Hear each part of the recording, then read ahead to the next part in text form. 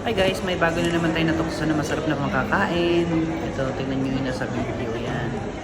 Isa siyang masarap na mga kakanin. Isa siyang mga parang bakery sa loob ng mall. Yan. Meron siyang mga ganito. Pinggan. Tapos yung sa video. Cake. Tapos may mga design.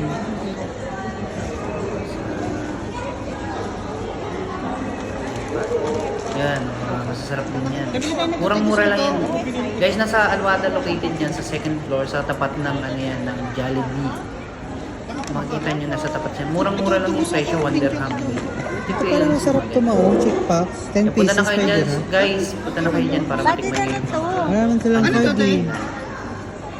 ito yung binili namin. Ay, ano to? Parang Kumuha rin May ako accepting card? green cows. Meron. 4 na peraso kasi Ito mura. natin. Tapos kumuha rin kami ng mga tart, lengua de guato, ayan. Ubit card. Ubi. Sa ang bilis ng video ko kaya hindi ko masyadong matsundan. Yan, nasa tapat siya ng Jollibee. Kami sa may Alwada. 7-Eleven. Yan. Ang dami nilang option na pwedeng pagpilian guys. Kaya punta na kayo. Murang-mura lang yan guys. Teka, Yan, ito ito yung mga na. na-order na Nakainin namin. niyo na po ba? Ay, no. Hindi sa bahay na po yan. Sayong yan po lahat. Turo para turo yung kasama ko dyan. Ito daw gusto niya. Tikman lang natin. Ay, parang sarap ito, no? Ayan, yung- Pistachio. Yan. Siya po nga sana.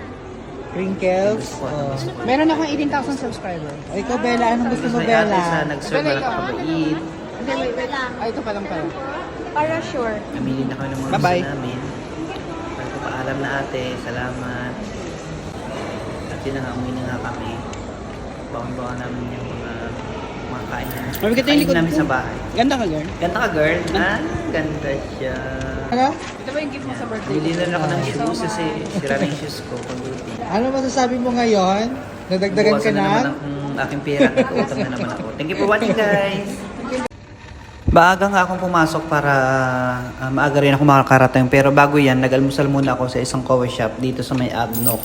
Ang in-order ko pala ay yung paborito kong inumin lagi. Kahit saan naman ako magbunda, ito na may lagi in-order ko, ang hot chocolate. Napakasimple lang ng procedure na pwedeng gawin. Nagtanong pa ako ng una kasi medyo wala akong idea. I forgot. Madali lang pala siya gawin. Kuha ka lang ng ano, tapos yun. Umorder na rin ako ng tinapay. Siyempre, self-service tayo dyan. Ako na rin yung gumawa at nag-init.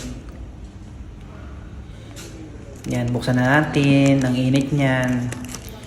Cheese, ano yan? Cheese na may tinapay. Ganyan lang. Tapos yan, hinalo-halo ko na yung ininom kong coffee.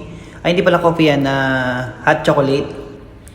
Yan, tikman na natin. Yan na, ang sarap. Sa Aldoc lang yan. Murang-mura lang yan. Pag medyo napadaan kayo at gusto nyo kumain, subukan nyo, masarap siya. Yan. Unang kagat, tinapay lahat. Wow. Masarap siya. Plain lang yan. Yan lang gusto ko, plain. Punas-punas muna tayo.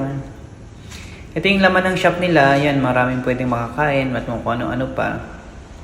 Yan, tapos na tayo. Thank you for watching, guys. Hi guys! Welcome back again to our channel, Emeritina TV with Bongs TV. Pinagsama ko na. For today's video guys, ay ipapakita ko sa inyo yung iba't ibang klase ng pagkain na meron tayo sa pagkainan.